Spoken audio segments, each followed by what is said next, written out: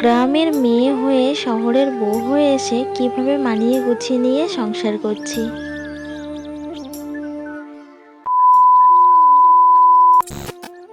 শুভ সকাল বন্ধুরা, আমি টুকুন টুকুন লাইফস্টাইল ব্লগে অনেক অনেক স্বাগত ভালোবাসা জানিয়ে তোমাদের সবাইকে সঙ্গে নিয়ে আজকের নতুন ব্লগটা শুরু করছি। আশা করছি তোমাদের ভীষণই ভালো লাগবে। এখন সকাল 6টা বাজে, 6টা থেকেই আমার ব্লগটা স্টার্ট করছি।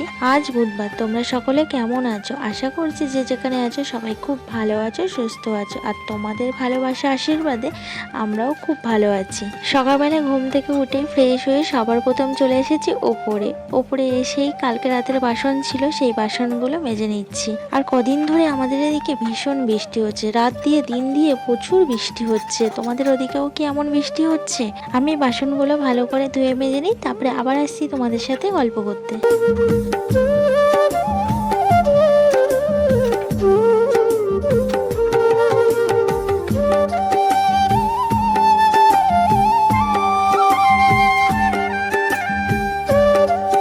বাসনগুলো আমার ভালো করে ধোয়া হয়ে গেছে, তারপরে চলে এলাম ঘরে এসে ফ্রিজটা খুলে সবজি বার করে নিচ্ছি। আজকে তোমাদের দাদাভাইকে ভেন্ডি আলুর তরকারি করে দেবো। কয়েকটা ভেন্ডি ছিল ফ্রিজের মধ্যে, তো সেই ভেন্ডিগুলোই এখন আমি কেটে নিচ্ছি। চলো আমি ভেন্ডিগুলো কেটে নিই, তারপরে তোমাদের সাথে এসে আবার গল্প করছি।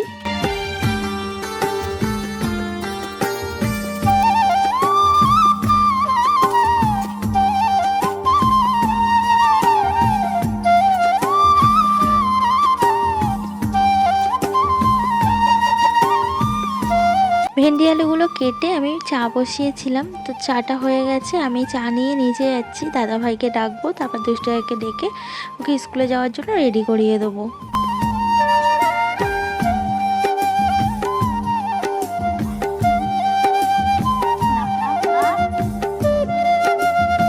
আর এই যে আমি দুষ্টুটাকে রেডি করিয়ে দিচ্ছি, আর এখনও দেখো টলতে টলতে নামছে। ওর চোখে ঘুম এখনও কাটেনি।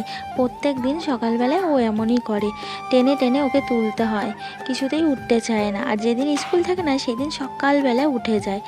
তো আমি ওর জুতোটা পরিয়ে দিচ্ছি। আমি আর যাবো না, এখান থেকেই ছেড়ে দেবো, ওর পাপার সঙ্গে চলে যাবে।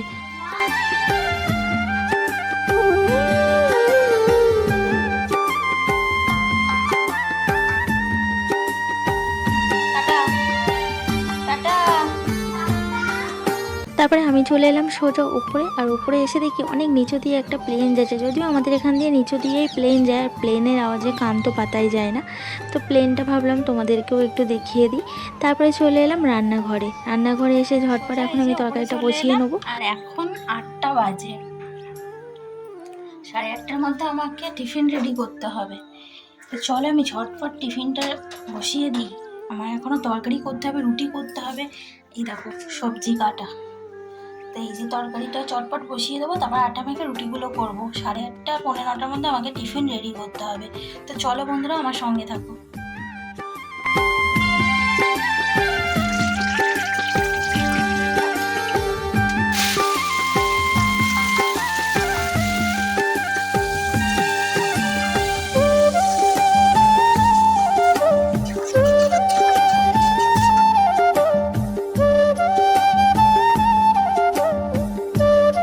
আর এদিকে আমি একটা ডিম সেদ্ধ বসিয়েছি তোমাদের দাদা ভাইয়ের জন্য টিফিনে দেবো।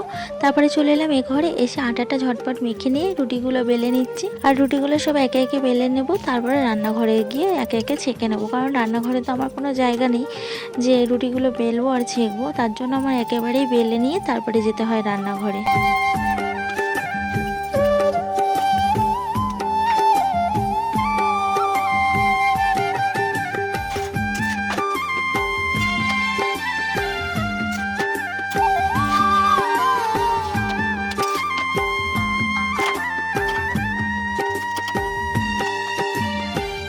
আজকে মনে হয় তোমাদেরকে দেখাচ্ছি বলে রুটিগুলো ফুলছে না, লজ্জা পাচ্ছে। না হলে আমার রুটিগুলো প্রত্যেকটাই ফুলে ফুটবলের মতো হয়।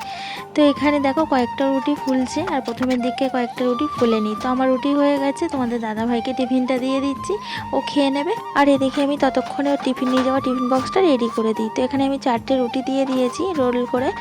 ওর নিজেই বলে যে রোল করে দিতে, তাহলে ওর সুবিধা হয়, আর রুটিগুলো নাকি নরম থাকে। আর একটা বাটিতে তরকারি তুলে দেবো, আর একটা বাটিতে ডিম সেদ্ধ দেবো। আর এই টিফিন বক্সটা এবারের বার্থডেতে আমি ওকে গিফট করেছিলাম। সংসারের খরচা থেকে একটু একটু করে বাঁচিয়ে জমিয়ে আমি টিফিন বক্সটা অনলাইন থেকে নিয়ে ওকে গিফট করেছিলাম। না হলে না কন্টেনারের কৌটোয় করে নিয়ে যেত, আর কন্টেনারের কৌটো না গরম তরকারি না কেমন একটা গন্ধ হয়ে যেত, আর এমনিতেও তো কন্টেনারেতে খাওয়া ঠিক না সব সময়। তার জন্য আমি ভেবেছিলাম ওর একটা টিফিন বক্স গিফট করব। তো একটু দামটা বেশিই পড়েছে, আর অনেক দিন ধরে আমি জমিয়ে জমিয়ে তারপরে এই টিফিন বক্সটা আমি অর্ডার করেছি। তো কেমন হয়েছে তোমরা কিন্তু জানিও। দেখো, আমরা রোজগার করতে পারি না বলে কাউকে কিছু দেওয়ার ইচ্ছা কি আমাদের হয় না? তো আমাদের ইচ্ছা হলে কি করব, এভাবেই আমাদের ইচ্ছেটাকে পূরণ করতে হয় কষ্ট করে। তো আমাদের মতো মধ্যবিত্ত সংসারে এভাবেই তাদের শখগুলোকে পূরণ করে। দাদাভাই বেরিয়ে গেছে আর আমি চলে এলাম নিচের ঘরে বিছানা গোছাতে। তো আজকে নিচের ঘরের বিছানার চাদরটা পাল্টে নিচ্ছি। যে চাদরটা পাতা ছিল সেটা তুলে নিলাম, আর কাঁচা ধোয়া একটা চাদর পেতে দিচ্ছি।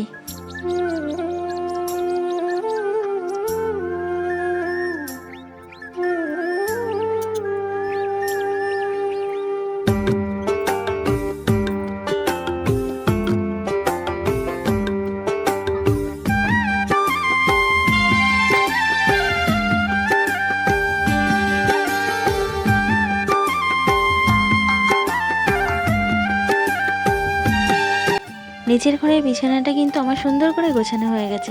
গ্রামের মেয়ে হয়ে শহরের বউ হয়ে এসে সংসার করা কিন্তু খুবই কঠিন। অনেক কিছু তোমাকে কিন্তু ফেস করতে হয়। এই সংসারটাতে তোমাকে থাকতে গেলে অনেক রকম কথা শুনতে হয়। গ্রামের মেয়ে হলে তাদেরকে সম্মান দিতে জানে না শহরের লোকেরা, জানো তো? তারা ভাবে গেও ভূত এসছে একটা। কিন্তু গ্রামের মেয়েরাও কিন্তু চাইলে সব কিছু করতে পারে। প্রথম প্রথম বিয়ে হয়েছে এখানে একদমই ভালো লাগতো না। কেন বলো তো? ঘরের মধ্যে সবসময় থাকতে হয়, কারোর সাথে কথা বলা যায় না, কেউ কারোর বাড়ি আসে না। তো ভীষণ অসুবিধা হতো আমার। গ্রামে মানুষ ছোট থেকে এর ওর বাড়ি যাওয়া, বন্ধুদের সাথে খেলাধুলো করা মাঠে ঘাটে, আর গ্রামে সবাই সবার সাথে কথা বলতো। আর এখানে কেউ কারোর সাথে দেখা হলেও কথা বলে না। খুব খুব অসুবিধা হতো প্রথম প্রথম। এখন সব কিছু মানিয়ে নিয়েছি, এখন আর আমার অসুবিধা হয় না। থাকতে থাকতে একটা অভ্যাস হয়ে গেছে আমার এতদিনে। একটা গ্রামের মেয়ে সংসারে যা যা কাজকর্ম পারে, একটা শহরের মেয়ে তার কিছুই পারে না। কিন্তু প্রথম প্রথম এই শহরকে মানিয়ে নিতে আমার অনেকটাই সময় লেগে গেছে। বা আগে বাইরেই বেরাতে পারতাম না, বেরালেই শুধু ভয় লাগতো যে সবাই তাকিয়ে দেখবে আর হাসবে, বলবে গেও ভূত যাচ্ছে একটা। এখন আমি মানিয়ে নিয়ে এখানকার সব কিছু শিখে গেছি। এখন আর আমার ভয় করে না। এখন আমি যেখানে খুশি একা একাই চলে যাই ছেলেকে নিয়ে। গ্রামের মেয়ে হয়েও শহরের বউ হয়ে এসে দিব্য আমি সংসার করছি, আমার কোনো অসুবিধা হচ্ছে না। তো সবাই সব কিছু চাইলে সবটাই পারে, পারে না বলে এমন কোনো কথা নেই। তো দেখো, আমার উপরে ঘরটাও গোছানো হয়ে গেছে। এবার আমি ঘরটা ভালো করে ঝাড় দিয়ে নিলাম, আর জানলাটার উপরে না আটার গুঁড়ো ছড়িয়ে গেছিলো, জানলাটা ভালো করে পুছে নিতে হবে।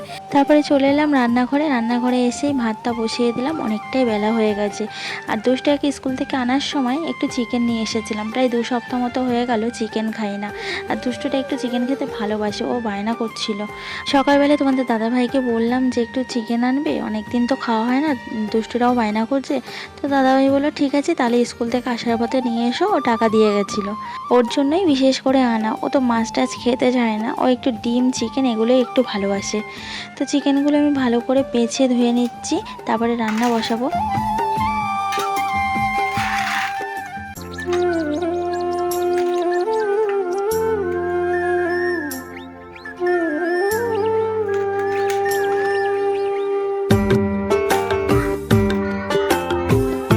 কদিন দেখছি প্রত্যেকটা দিন একই রকম হচ্ছে। রান্না করার সময় বৃষ্টি আসছে তেড়ে। দেখো কত জোরে বৃষ্টি শুরু হয়েছে। আমি ছুটতে ছুটতে এসে জামা কাপড়গুলো তুলেছি, জামা কাপড়গুলো আধ শুকনো হয়ে গেছে। আর এখন যদি ভিজে যায় তাহলে কেমন রাগ হবে বলো। আর দেখো কত জোরে বৃষ্টি নেমেছে। একটুখানি জামা কাপড়গুলো যদি এই বৃষ্টিতে থেকে যায় পুরো ভিজে যাবে। এখনকার বৃষ্টি আসার কোনো সিগন্যাল নেই, মানে যখন ইচ্ছা হচ্ছে মানে ঝমঝম করে বৃষ্টি শুরু হয়ে যাচ্ছে, বোঝাই যাচ্ছে না। তো জামা কাপড়গুলো তুলবো, মেঘটা করবে দেখে তবেই তো বুঝবো না বৃষ্টি শুরু হবে। মেঘটেক করতে লাগছে না, ইচ্ছা হচ্ছে আর বৃষ্টি শুরু হয়ে যাচ্ছে।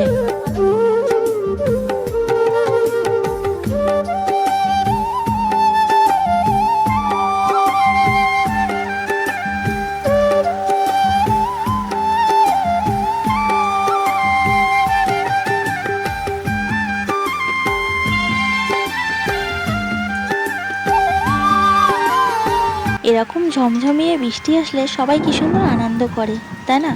আর আমার কান্না পায়। তোমরা হয়তো ভাববে কী কারণে আমার কান্না পায়। তো দেখো, এই কারণ হলো কান্না পাওয়ার। বৃষ্টি যদি ঝমঝম করে আসে তো এই জায়গাটা এত জল পড়ে আর এই জায়গাটা পুরো জলে ভেসে যায়। আর এখন আমি রান্না করছি, এই জলের ওপর দিয়ে এখন আমাকে দৌড়ে দৌড়ে যেতে আসতে হবে রান্নাঘরে। রান্নাঘরটাও তো তেমন বড় না যে সব কিছু জিনিস নিয়ে গিয়ে রেখে রান্না করব। আমাকে একবারে এ ঘরে আসতে হবে, এ ঘর থেকে জিনিস নিয়ে আবার রান্নাঘরে যেতে হবে, রান্নাঘর থেকে আবার এ ঘরে আসতে হবে, এই করতে হবে। তো দেখো, এই দেখো ঝমঝম করে বৃষ্টি পড়ছে, ওই বৃষ্টির মধ্যে আমাকে রান্নাঘরে গিয়ে কাজ করতে হচ্ছে। আমি কিন্তু অর্ধেকটাই পুরো ভিজে গেলাম ওখানটায়। তো এইভাবেই বৃষ্টির সময় আমাকে কষ্ট করে কাজ করতে হয় বর্ষাতে। পুরো দেখো আমার এই পিছন সাইডটা ভিজে গেল। তো কি বলবো, কপাল খারাপ হলে তার সব কিছুই খারাপ হয়। জানি না কবে সব ঠিক হবে, ভগবান কবে একটু মুখ তুলে তাকাবে, সেদিন একটু সুদিন আসবে, সেদিন একটু ভালোভাবে আমরা বাঁচতে পারবো। তো যাই হোক বন্ধুরা, আমি রান্নাঘরে ঢুকে গেছি আর রান্নাঘরের অবস্থাটা দেখো, গ্যাস ওভেন টোভেন পুরো জলে জল হয়ে গেছে। এই যে পাশে একটা জানলা ছিল, সেই জানলাটা দিয়ে পুরো জল ছিটকে এসছে। জানলাটা দিয়ে দিয়েছি, তবুও জানলার ফাঁক আছে একটুখানি, সেই ফাঁকটা দিয়ে জল পুরো রান্নাঘরে ভর্তি হয়ে গেছে। তো আমি এখানে চিকেনটা ভালো করে কষিয়ে রান্না করে নিচ্ছি। আর অন্য কিছু রান্না করতে পারলাম না, কেননা বৃষ্টি হলো তো। বৃষ্টির জন্য আমি এঘর ওঘর করতে পারলাম না, স্লিপ খাচ্ছিলাম। তার জন্য এই শুধু চিকেনটাই রান্না করেছি, আর ভাত করে তো নিয়েছি আগে। আর কিচ্ছু করব না, কারণ আমার পক্ষে সত্যি সম্ভব না আর কিছু করা। তো এখানে চিকেনটা আমি রান্না করে রান্নাটা কমপ্লিট করে নিলাম। আর কয়েকটা বাসন ছিল, সেই বাসনগুলো ধুয়ে মেজে জানলাতে উপুর করে দিচ্ছি। তো চলো বন্ধুরা, আজকের মতো ভিডিওটা এখানেই শেষ করছি। ভালো লাগলে লাইক করে দিও, আর কমেন্টস করে জানিও তোমাদের কেমন লাগছে আমার ভিডিওগুলো। আর এখনও অবধি যারা যারা এখন আমার চ্যানেলটা সাবস্ক্রাইব করোনি, ঝটপট আমার চ্যানেলটা সাবস্ক্রাইব করে নোটিফিকেশনটা অন করে দাও। চলো, সবাই খুব ভালো থেকো, সুস্থ থেকো, টাটা।